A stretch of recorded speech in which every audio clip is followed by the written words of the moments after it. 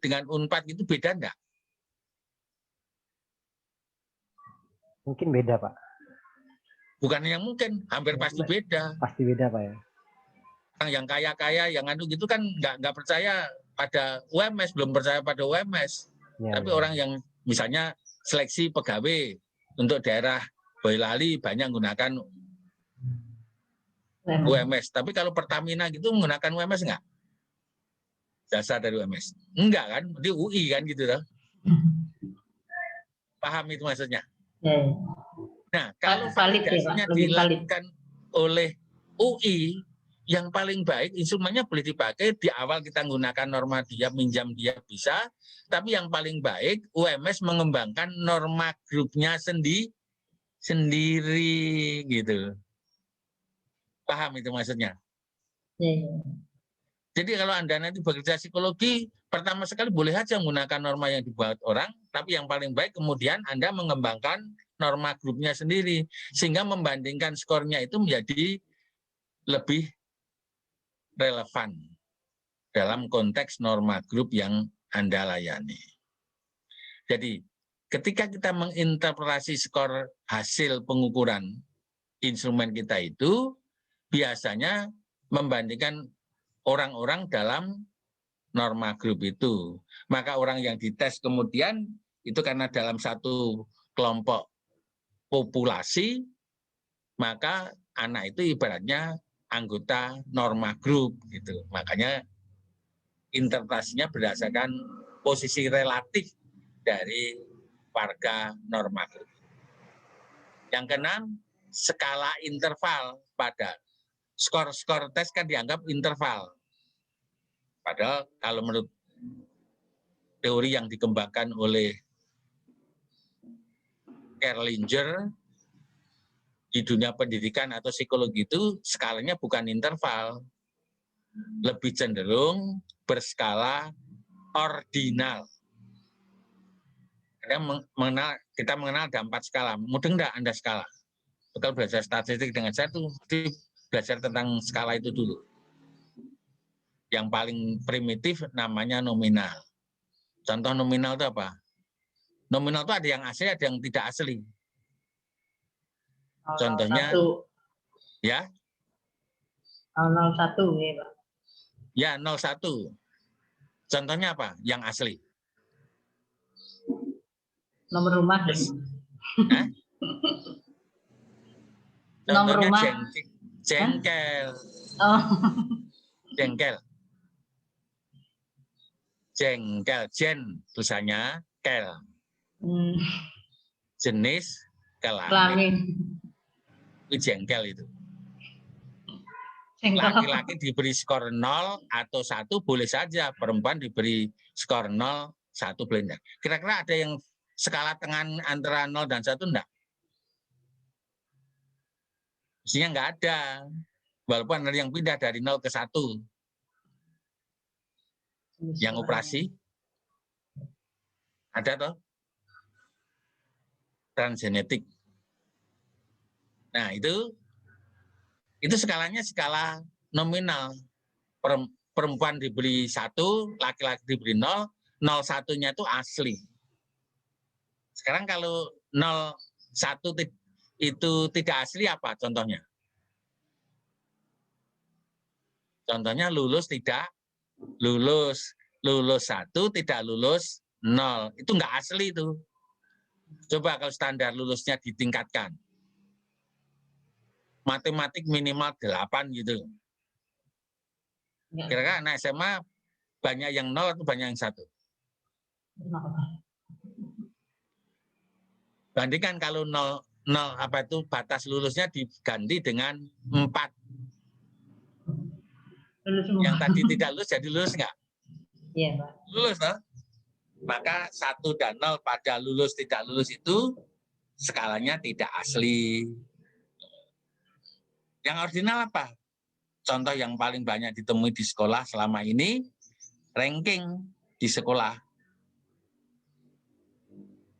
Ranking 1, ranking 2, kan gitu kan? Bedanya dengan nominal apa? Angka 1, angka 2 itu punya makna posisi. Kalau yang 0 dan 1 nominal tidak punya makna toh. Tapi ini juga punya 0. Nolnya palsu. Semuanya nolnya palsu. Jadi laki-laki diberi 0 atau laki-laki diberi 1 sama saja karena nolnya palsu. Tidak punya nilai kan gitu kan. Tapi sini punya nilai. 1 punya nilai lebih tinggi dari 2. 3 punya posisi lebih rendah dari 2. Tapi yang membedakan dengan interval apa? Jarak antara 1 dan 2 tidak harus sama dengan jarak antara 2 dan 3 dan seterusnya. Jadi perbedaan antar skala pada ordinal tidak konsisten. Tapi interval mirip dengan ordinal, bedanya dengan ordinal, jarak antar skala berdekatan selalu sama. Nolnya palsu. Interval dengan rasio yang paling tinggi itu nolnya di interval. Karakteristiknya yang rasio sama dengan interval.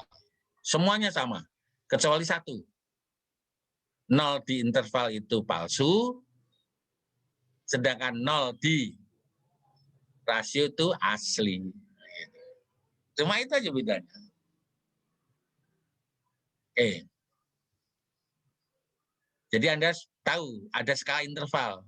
Jadi kalau kita ngukur dianggap skor pengukuran kita itu interval, itu semuanya didasarkan pada asumsi distribusi normal. Yang nomor 6 kan itu. Jadi dibalik penintervalan skala pengukuran kita itu, kita menganggap distribusi skornya berbentuk normal. Termasuk nanti error yang dibuat oleh seseorang, itu errornya berdistribusi normal. Jadi tidak disengaja. Nah, kalau Eptanas di Indonesia, apakah itu normal atau tidak, saya nggak tahu. Tapi yang jelas, kalau ada contek-menyontek, itu errornya nggak berdistribusi normal. Itu ngerusak semuanya. Biaya berapapun yang dihasilkan, kalau dibiarkan contek-menyontek, itu sebenarnya ujiannya sampah hasilnya. Itu ya. Yang nomor 7, penggunaan format item yang berbeda atau bervariasi mengakibatkan ketidakseimbangan pada makna total skor. Itu sebabnya di dalam teori klasik, kalau kita ngetes, format itemnya sama. Misalnya pilihan ganda. Ya pilihan ganda semua. Kalau digabung dengan urean, nanti antara skor di urean dan skor di pilihan ganda tidak punya makna yang sama. Dampaknya apa? Ketidakseimbangan pada total skor. Nah, nanti kalau yang menilai urean itu yang pelit, yang teliti banget, dengan yang sembarangan, angkanya bisa beda tuh. Nah, itu dampak yang nomor 7 itu. Yang nomor 8, perubahan skor tidak akan ada artinya jika titik awalnya berbeda. Akhir-akhir ini sering kali senang lihat YouTube tentang Mount Everest. Dari level 400 meter di atas permukaan laut, 4.000 meter di atas permukaan laut sampai ke 6.000 itu mudah. Tapi begitu melewati 8.000, hanya tinggal 800 meter, bahkan 100 meter mencapai titik puncaknya, seringkali orang sudah mati di situ. Artinya apa? Perbedaan level awal, titik awalnya berbeda, tingkat perkembangan kemajuannya tidak akan ada artinya kalau titik awalnya itu diperbandingkan kalau titik awalnya berbeda. Maka dalam teori klasik, ketika ngukur itu titik awalnya berbeda. Titik awal berbeda tidak ada artinya itu artinya apa? Titik awal harus sama itu, yaitu asumsi instrumennya harus paralel.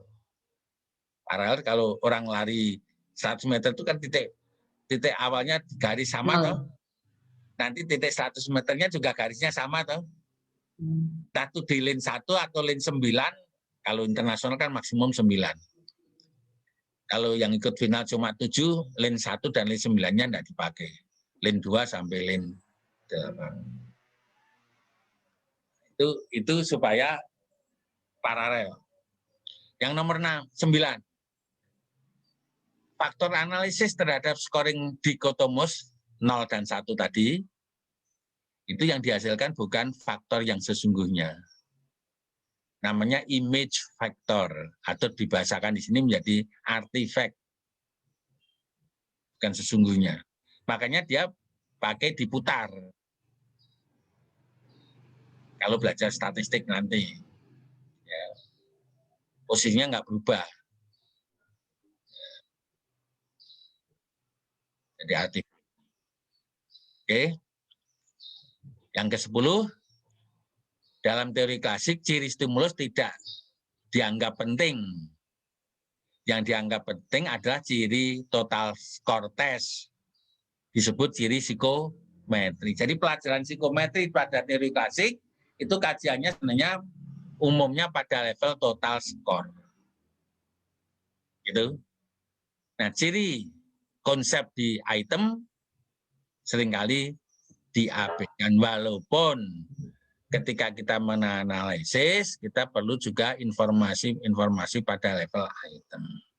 Nanti pada level item kita sebut angka-angkanya itu indeks, pada level total score atau ciri psikometri kita sebut koefisien. 10 rules pada teori